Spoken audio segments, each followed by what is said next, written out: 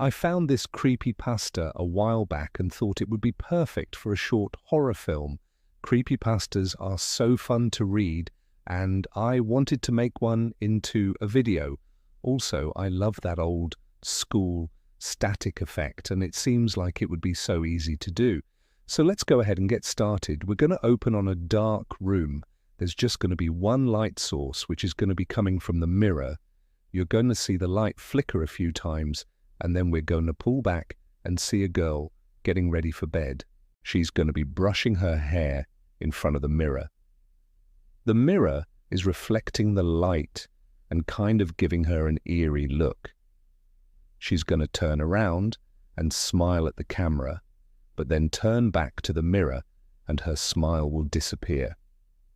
Then we're going to zoom in on her eyes and we're going to hear a distorted whisper coming from the mirror. The voice is going to say, "Come closer." And then she's going to lean towards the mirror, and that's when we're going to cut to black. When she looks into the mirror, she sees her own reflection smiling back at her, but she isn't smiling. Then she steps forward, and the last thing we see is the side of her face with her mouth fully open, and then we cut to static. And on top of the static, there will be text that says, "Don't trust your reflection."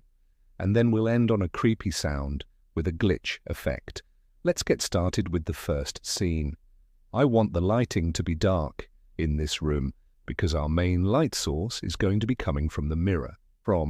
Our camera is going to start high up, and we're going to slowly move down to frame her entire body. As we move down, we can see that she's getting ready for bed. She has her pajamas on, and she's standing in front of her mirror, brushing her hair.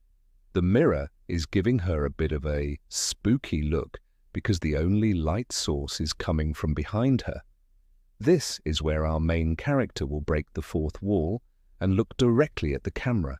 And after she does that, she'll turn back to the mirror and her face will go dark again because she's no longer in the light. Once we have that shot, we can start to work on the next one. I want us to zoom in very close on her eye. I think having a close-up like this will help build suspense. It will also play into the aspect of her feeling helpless. We're going to use a wide shot and a close-up of her hand brushing her hair to show the passage of time. I want the focus to be on her nails, and then we're going to move the camera back to the wide shot. Once we get to the wide shot, I want the lighting to begin to change. To help with the lighting, I bought a bunch of LED candles and I put them around the mirror to give off more light. This is where the dialogue will begin. I'm going to place the audio recorder on top of the dresser, and I'm going to have the audio bleed out of the mirror. I think that would add a cool effect. The audio will be the mirror whisper, and it will say, "Come closer." I think having the audio come from the mirror will add a nice touch to the scene. It will also make the audience feel uneasy. And once she hears the whisper, she's going to turn around and look directly at the camera. She's going to be scared, and I want her eyes to be big and wide. And then she's going to look back down at her hands and begin to shake.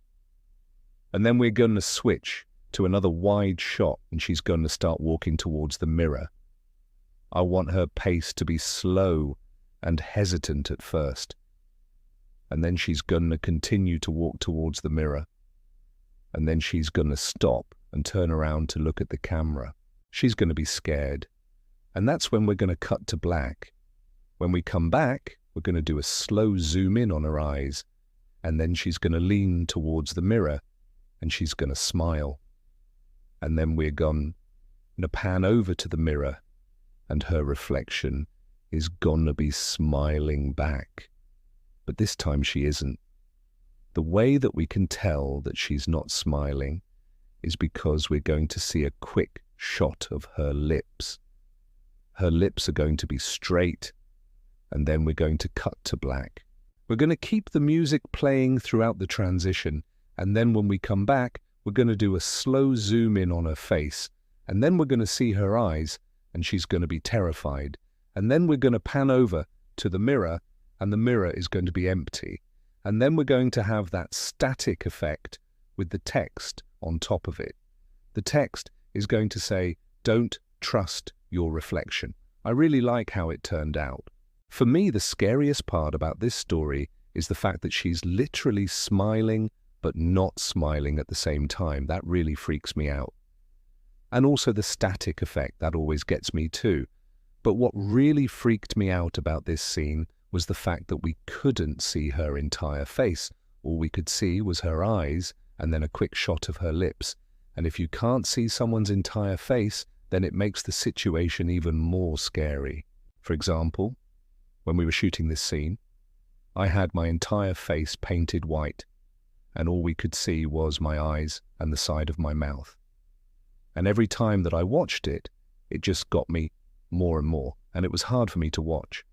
Another thing that I did was I used a GoPro to shoot some shots, and I mounted the GoPro on top of the mirror so that we could see the reflections. And this worked out perfectly because when we looked in the mirror, we could see everything that was going on.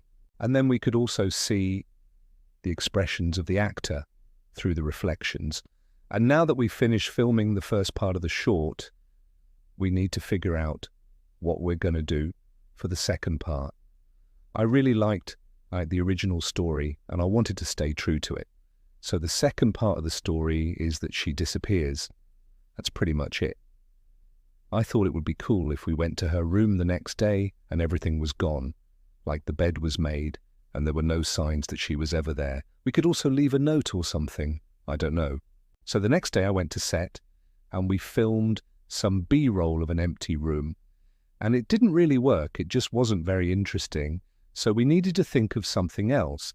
That's when I remembered that we had the GoPro footage from the mirror.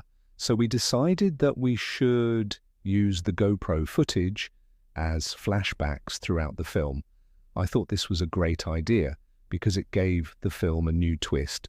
It also made the audience question what was real and what wasn't.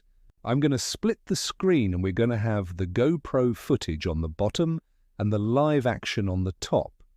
And we're going to have the audio playing at the same time. She's going to be talking about how she's been hearing the whispering every night at exactly 3 a.m. and she's starting to become obsessed with it. I think having the GoPro footage will add a nice effect to the scene. It will also help push the plot forward. And then we're going to have a shot of her looking directly at the camera. And then we're going to cut to black. When we come back, we're going to do a zoom in on her eyes. And then we're going to pan over to the mirror and we're going to see the mirror whisper. And then we're going to have another shot of her looking directly at the camera. And then we're going to cut to black again. And then we're going to repeat that process one more time. When we come back, we're going to do another zoom in on her eyes. And then we're going to pan over to the mirror and it's going to be empty. And then we're going to have another shot of her looking directly at the camera. And then we're going to cut to black. We're going to have the same zoom in on her eyes. And then we're going to have the reflection appear in the mirror and she's going to be smiling, but she's not. And then we're going to see her full face and we're going to cut to static. And on top of the static, we're going to have the text that says, "Don't trust your reflection." And then we're going to fade out on a creepy sound. The last thing that I want to talk about is the ending. I think having the static effect with the text helped bring the film to a close. It also gave the audience a warning. And I really like the creepypasta endings because they leave the audience with something to think about. It also leaves the story open-ended. Thank you so much for watching. If you enjoyed this video, please give it a thumbs up. And if you want to see more videos like this, please subscribe. Thank you so much for watching. Bye.